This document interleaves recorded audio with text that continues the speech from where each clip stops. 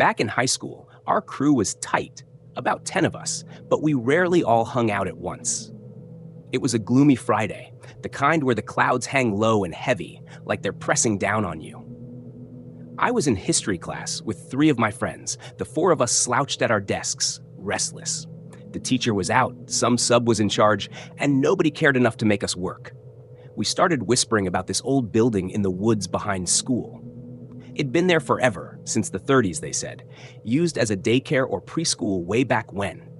Now it just sat there, rotting, vines choking the walls like nature was trying to swallow it whole. I'd passed it 100 times, barely noticing. But that day, one of us, I can't even remember who, said we should break in tonight. My stomach flipped, half excited, half sick. I laughed it off, but I could feel my pulse picking up. We didn't tell the rest of the group. Too many people would have ruined it. This was our secret, our dumb teenage rebellion. I kept picturing that building, dark and silent, waiting for us. Part of me wanted to back out, but I didn't say it. Couldn't. They'd think I was weak. Night came fast. We met up after dark, sneaking onto school grounds through a back path nobody used, the kind overgrown with weeds and hidden by trees.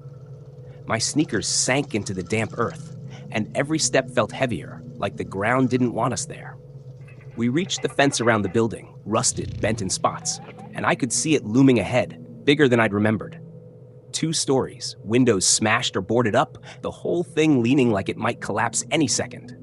We boosted each other over the fence, my hands shaking a little as I gripped the metal. I went last, scraping my knee on the way down. We circled the place, looking for a way in, our breath fogging in the chilly air. The front door was locked tight, so we picked a window, low and jagged with broken glass. I hesitated, staring at those sharp edges, imagining the cut. But they were already moving, so I smashed it wider with a rock, the sound too loud in the quiet.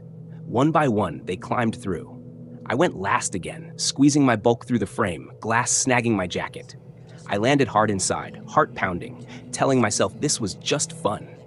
Just a story to tell later. The air inside hit me first. Cold, stale, thick with dust that stung my nose. I stood in what looked like an old classroom, tiny desks tipped over, walls peeling like skin. My friends should have been right there, but when I turned, the room was empty.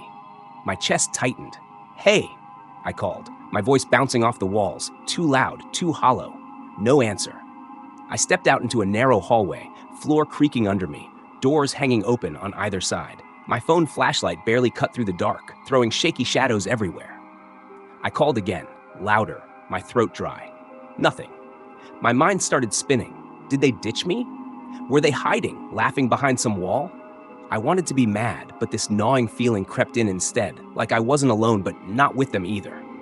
I moved deeper, checking rooms, each one a mess of broken chairs and faded drawings pinned to crumbling boards. My hands were clammy, my breath short. I kept telling myself they'd pop out any second, that this was their stupid game. But the silence pressed harder, and every creak of the floor felt like a warning. I reached a room at the end of the hall, smaller than the rest, with a cracked window letting in a sliver of moonlight. And there in the corner someone stood, tall, still, facing away. Relief hit me first. Finally, one of them. "What the hell, man?" I snapped, stepping closer. "Why'd you run off?" They didn't move, didn't turn. My stomach dropped. I stopped, squinting in the dim light. Something was off, their shape, their height. Too tall, maybe. I called out again, softer this time, my voice cracking. No answer. My heart started hammering, loud enough I could hear it in my ears.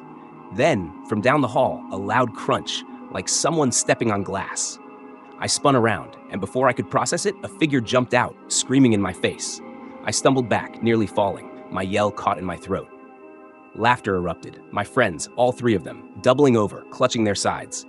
"Got you!" one gasped. I forced a laugh, shoving one of them, my hands trembling.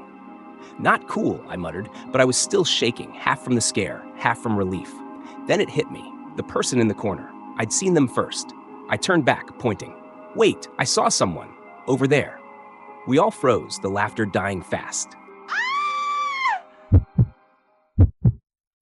I led them back to that room, my legs heavy, like I was wading through mud. The corner was empty now, just a pile of junk where I'd sworn someone stood. They were right there, I whispered, my voice thin. One of them snorted. Yeah, sure. But I could hear the edge in it. They didn't believe me, but they weren't sure either. I stepped inside, scanning every inch, my flashlight trembling in my grip. Nothing. My mind raced. Had I imagined it? Shadows playing tricks? I wanted to believe that. Needed to. Then one of the girls gasped, sharp and sudden. I whipped around. She was pointing at the door we'd just passed through, her face pale. Between the crack where it hung off its hinges, a face stared back, white, eyeless, pressed so close the wood creaked. My brain locked up. Screams exploded. Hers, mine, all of us, mixing into one raw sound. Go, go, go, someone yelled, and we bolted, shoving each other toward the window we'd come through. I was last again, my size slowing me down. I threw myself at the opening, glass cutting into my palms as I scrambled out. I kept waiting for something to grab me, yank me back into that dark. My feet hit the ground outside, and I ran, not looking back, not stopping until we were safe, panting halfway across town. We crashed at one of their houses that night, sprawled on the living room floor, too wired to sleep. Nobody said much. The adrenaline was gone, leaving this cold, empty ache behind. I kept replaying it, the figure in the corner, that face at the door. My hands stung from the cuts, blood dried in sticky lines, but that pain was nothing next to the questions clawing at me. The door to the building was locked when we got there. The window we broke was the only way in, or so we thought. So how'd he get inside? Who was he? Some creep squatting in the ruins? Or something else, something that didn't need a door? I didn't say it out loud, didn't want them laughing again, but I couldn't shake it. We told the rest of our friends later, and the story spread like wildfire. Kids at school started daring each other to go check it out, but we never did. Not us. I'd catch myself staring at those woods sometimes, wondering if he was still there, watching, waiting. Years have passed since that night, and I've moved on. College, a job, a life that doesn't revolve around dumb high school stunts. But that building? It's still there in my head, clear as ever. I can still feel the cold seeping through my jacket, hear the creak of that floor, see that face pressed against the door. I tell myself it was just some guy, a drifter maybe, messing with us. But then I remember how still he was, how wrong he felt, and the explanation falls apart. I've driven by the school a few times since, always at a distance, never close enough to see the woods. Part of me wants to go back, to prove it was nothing, to kill that fear for good. But most of me knows better. What if he's still there? What if he'd grabbed me that night, pulled me back through that window? I don't have answers, and maybe I don't want them. Some things you're better off leaving alone, buried in the dark where they belong.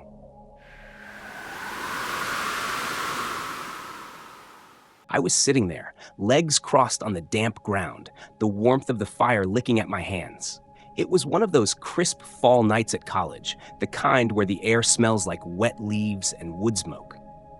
My two buddies and I had decided to ditch the usual dorm scene for something quieter, our little spot by the lake in the school's nature preserve. It was hidden, tucked away deep in the woods, the kind of place you'd only know about if someone showed you. We'd brought a six-pack, cracked open a couple of beers, and were laughing about dumb stuff, exams we weren't ready for, that one professor who never shut up. I felt good, you know? For the first time since starting college, I thought maybe I'd found my people. But there was this nagging feeling too. The woods were too quiet. No crickets, no rustling leaves, just us and the fire. I brushed it off, chalking it up to the beer making me paranoid. Still, every now and then, I'd glance over my shoulder into the dark, half expecting to see something staring back. The night was rolling along fine until one of my friends, he was halfway through a story about some frat party, suddenly stopped mid-sentence. Shh, he hissed, holding up a hand. We froze, ears straining. At first, I didn't hear anything, just the crackle of the fire. Then it came, a faint crunch, like dry leaves underfoot, somewhere out there in the trees. My stomach twisted a little. Probably just a deer, I muttered, but my voice sounded thinner than I wanted it to. We sat there, dead silent, waiting for it to pass. But it didn't. The sound moved, slow, deliberate, like someone was stepping carefully, circling us. My buddy next to me whispered, "Campus cops?" I shook my head. No way. This spot was too far out, too hidden. Cops didn't bother coming this deep. My heart started pounding harder, and I could feel the sweat prickling under my jacket despite the cold. I kept telling myself it was nothing, just some animal, but the longer we listened, the more it felt wrong. Then a branch snapped, loud, sharp, way too close. We all flinched, eyes darting into the blackness beyond the firelight. We were still huddled there, shushing each other like scared kids when it happened. Out of nowhere, a heavy branch came flying from the dark and landed right in the middle of our fire. Sparks exploded, showering us with embers. I jumped back, heart slamming against my ribs, while one of my friends bolted upright and took off running into the woods without a word. I yelled after him, but he was gone, swallowed by the trees. Me and the other guy just stared at each other, half laughing, half freaked out, like maybe this was some prank we weren't in on. Then another branch came, faster, harder, crashing into my friend's face. He yelped, stumbling backward, blood trickling from his forehead. That's when it hit me. This wasn't a joke. I grabbed his arm, yanked him up, and we ran. The backpack with the rest of our beers got left behind. I didn't care. All I could hear was my own breathing, ragged and loud, and the crunch of leaves under our feet. But there was something else, too. Footsteps, heavy and fast, chasing us through the trees. My mind was screaming. Who was out there? Some drunk asshole? A psycho? Or something worse? I didn't know, and I didn't want to find out. Every step felt like it might be my last, like whatever was behind us was just waiting to grab me and drag me into the dark. We burst out of the woods onto the narrow road that separated the preserve from the dorms, legs shaking, lungs burning. I bent over, hands on my knees, gasping for air. My friend was clutching his face, blood smearing his fingers, muttering something about how we were idiots for coming out here. I looked back toward the trees, expecting to see nothing, just shadows and silence. But then I heard it. Footsteps again, slower now, coming closer to the road. My blood ran cold. We hauled ass the rest of the way to the dorm, slamming the door behind us and locking it tight. The third guy, the one who'd run off first, was already there, pale as a ghost, curled up on his bed. We didn't say much, just grabbed some beers from his fridge and tried to laugh it off, like it was no big deal. But when I looked out his window, down toward the woods, I saw it. A figure, tall and still, pacing back and forth near the tree line. Every time a car's headlights swept by, it'd slip back into the shadows, only to reappear a second later.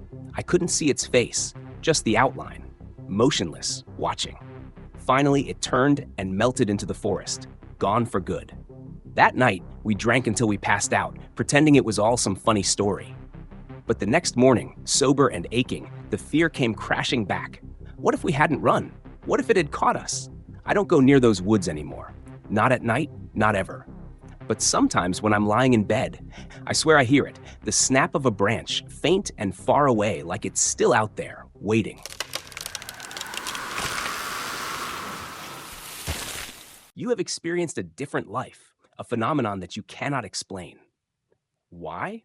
If so, share your story in the comments section below, because someone out there has also experienced the same thing. Don't be afraid to like the video, subscribe to the channel, because the next story could be even more interesting. Share your story.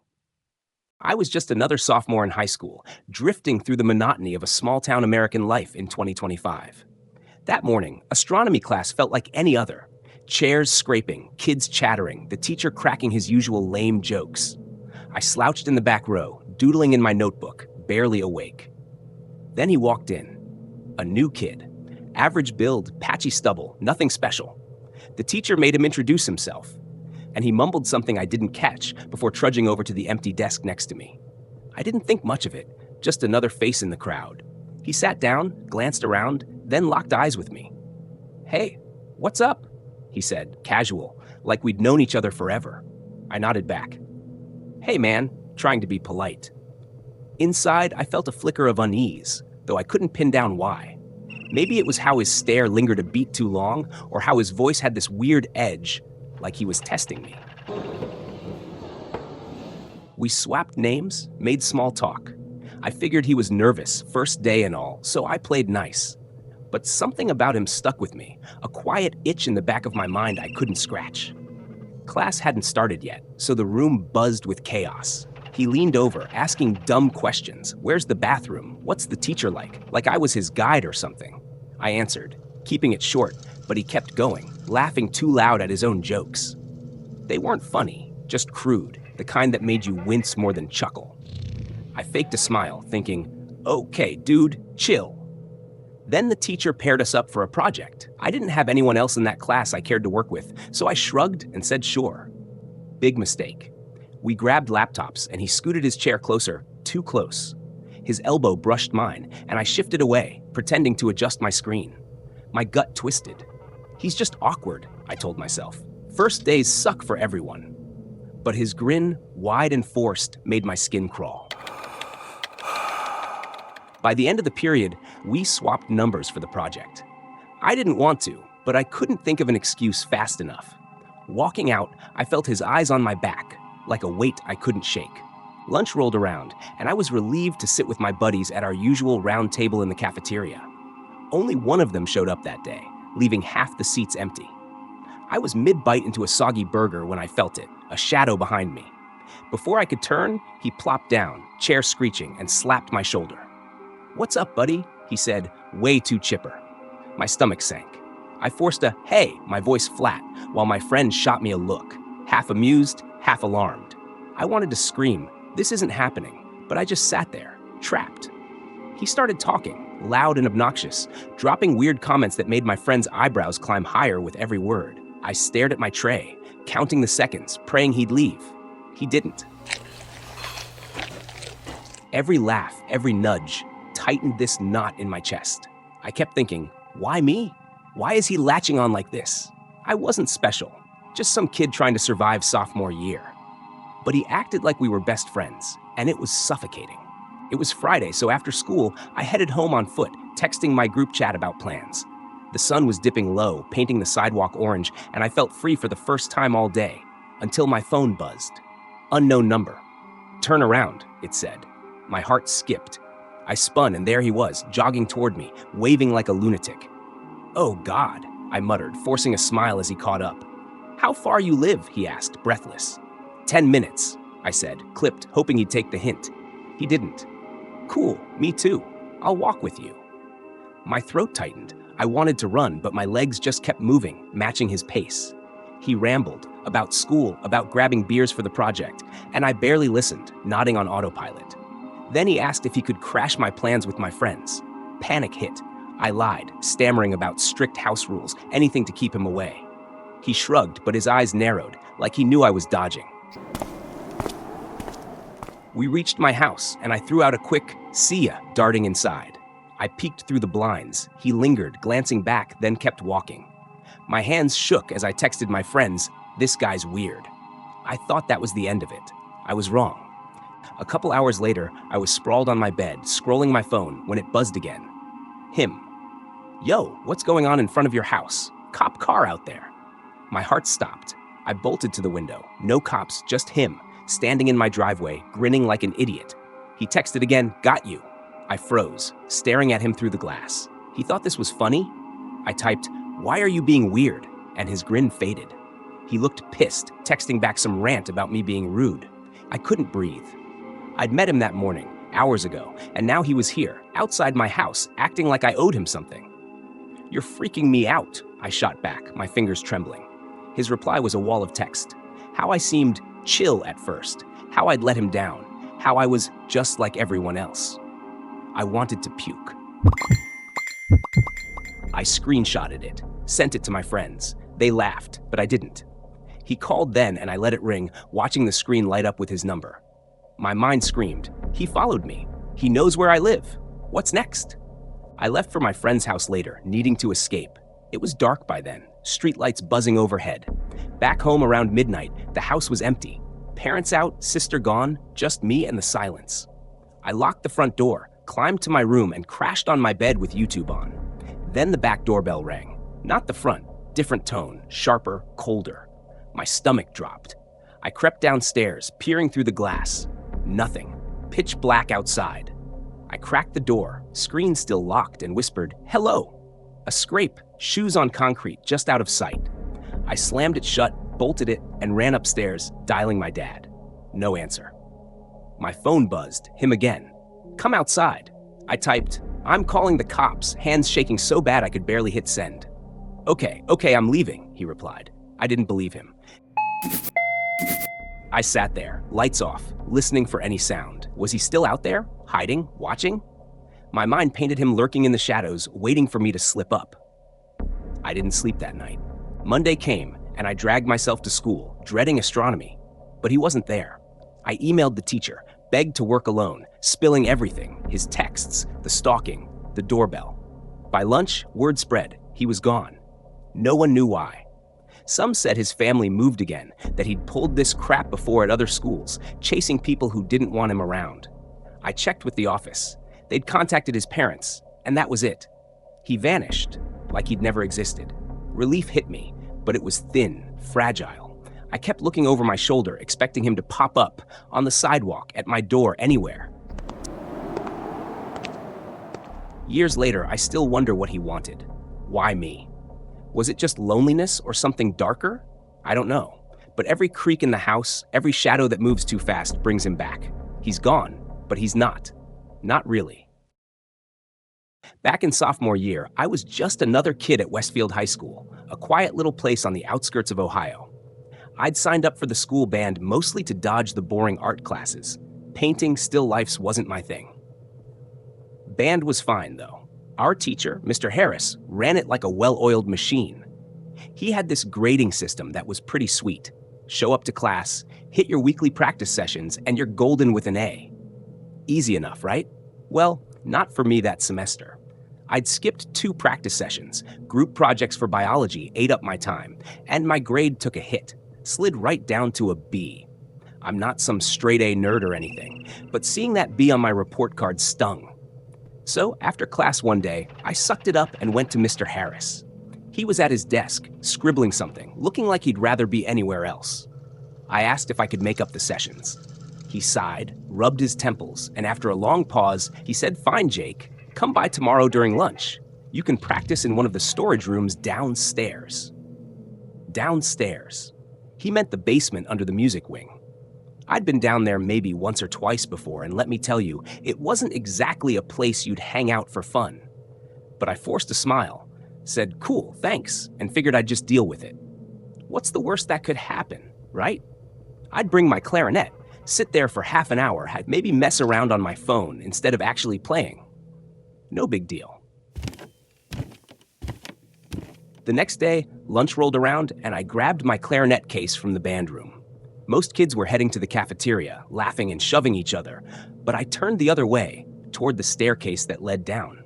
I don't know why, but as I stood at the top, looking into that dim, narrow stairwell, my stomach twisted a little. Something about it felt off.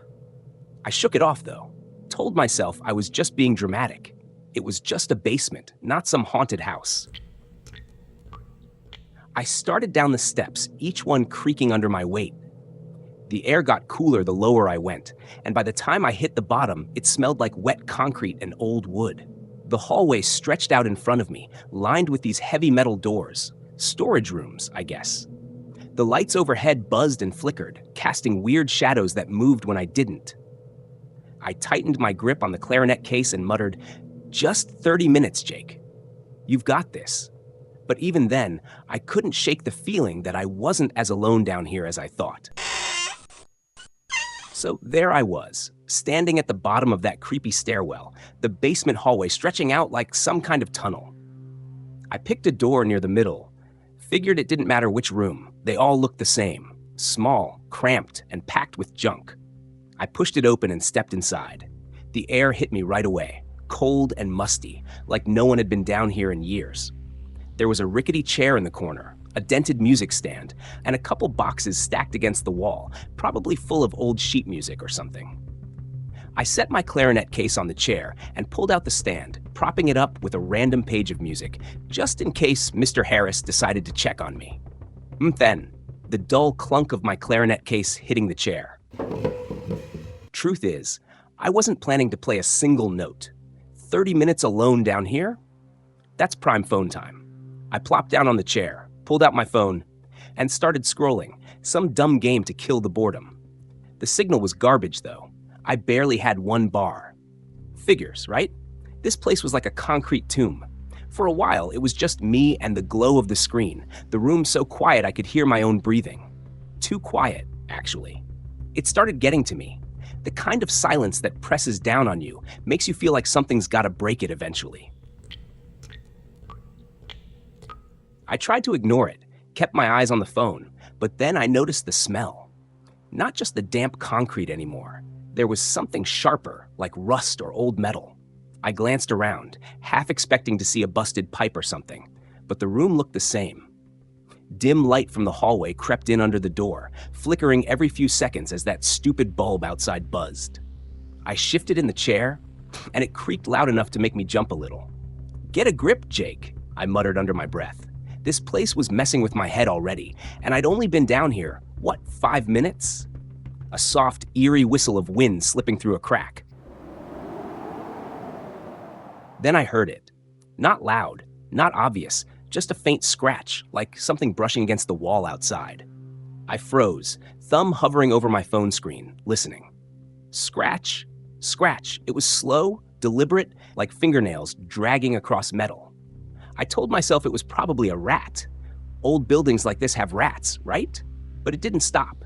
It kept going, moving down the hall, closer to my door. My heart started picking up, thumping in my chest louder than I wanted it to.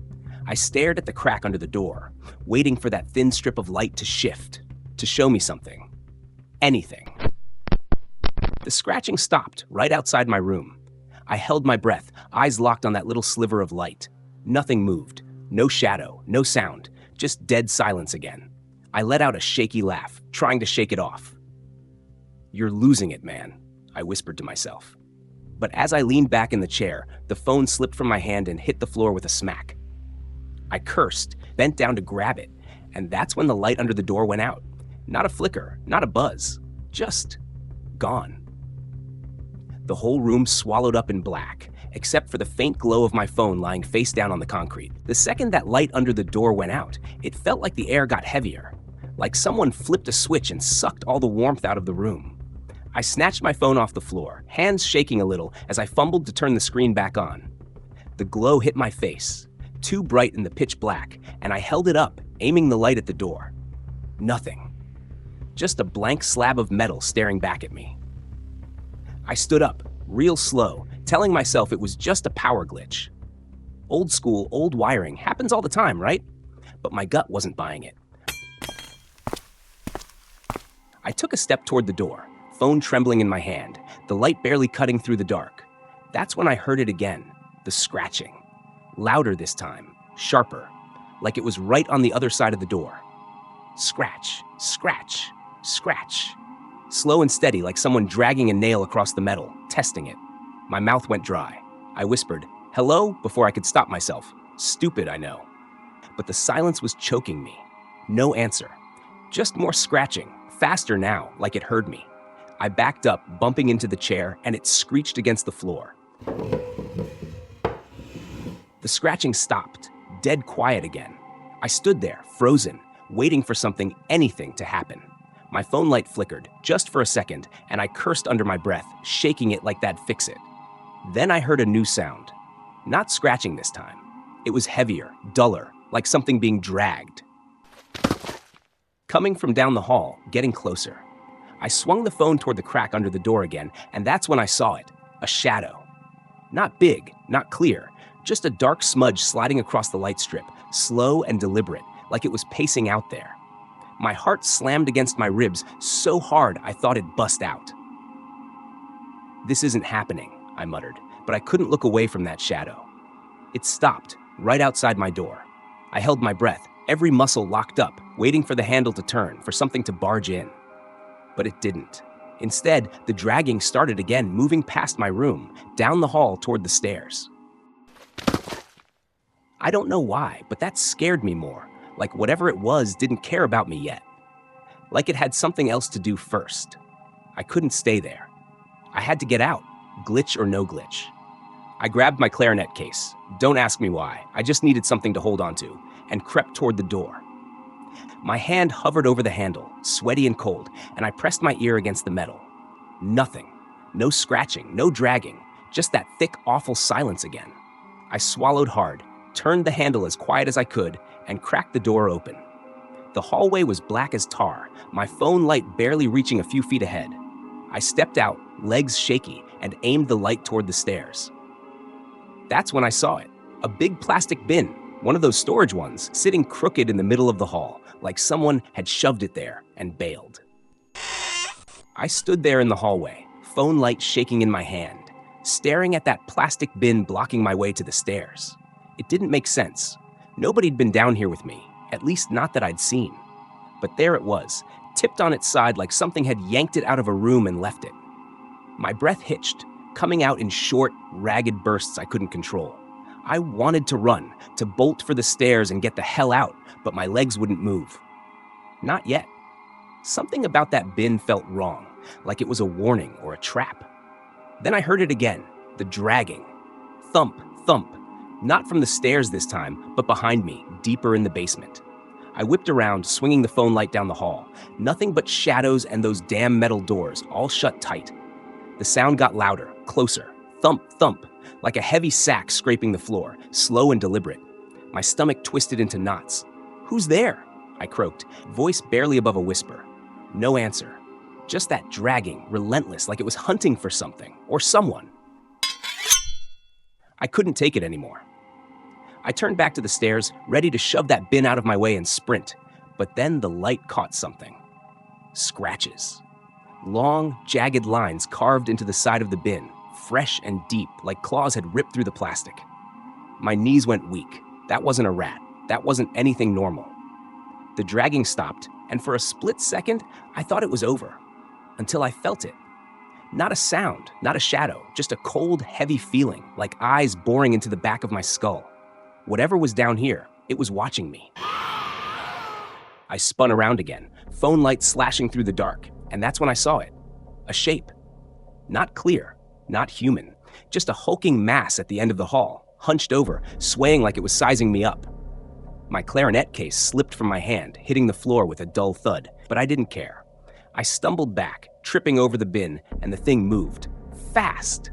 Thump, thump, thump, straight toward me, dragging something I couldn't see. I screamed, a high-pitched, pathetic sound I didn't even know I could make, and bolted for the stairs. I hit the stairs running, phone light bouncing wild, barely lighting the steps.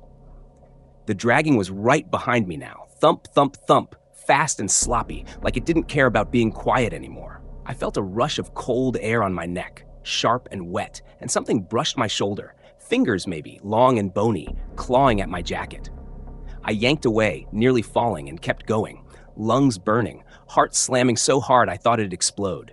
I hit the top, slammed through the door into the music wing, and didn't stop until I was back in Mr. Harris's room, gasping, shaking, tears streaking down my face. I burst into the music room, slamming the door behind me so hard it rattled the windows.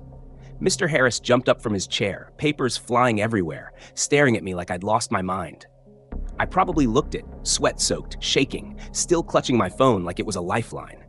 "Jake, what the hell?" he started, but I cut him off, words tumbling out between gasps.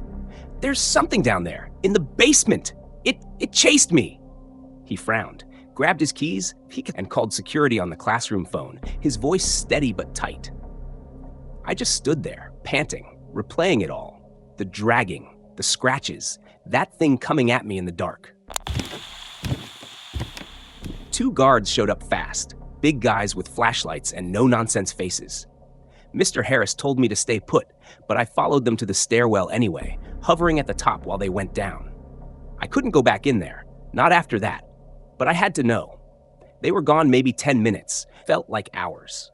When they came back, one of them shrugged and said, "Nothing down there, kid, just some bins moved around, couple scratches on them. Probably a janitor shifting stuff." Mr. Harris nodded like that settled it, but I saw the look they traded, quick, uneasy, like they didn't quite buy their own story. The next day, they dragged me to the principal's office to explain it all again. I told them everything, the sounds, the shadow, the hand on my shoulder. The principal, some gray-haired guy in a cheap suit, just leaned back and said it was likely a prank, maybe some seniors messing with me. No cameras down there, no proof, so that was that. They let my grades slide back to an A anyway, probably to shut me up. But I didn't care about the grade anymore. I stopped going near the basement, didn't even pick up my clarinet for weeks. Every time I closed my eyes, I could still feel that cold grip on my shoulder, hear that dragging sound creeping closer. A couple weeks later, I had to go back to the music room to grab some sheet music I'd left behind. It was daytime, kids everywhere, but the stairwell door was still there, looming at the end of the hall. I didn't look at it long, just grabbed my stuff and got out. That's when I noticed my clarinet case, still sitting in the corner where I dropped it that day. I hadn't touched it since. When I popped it open, my stomach dropped. The clarinet was fine, but the inside of the case, black velvet lining, was shredded, thin, jagged tears, like something had clawed at it from the inside. I slammed it shut, told myself it was nothing, but my hands wouldn't stop shaking.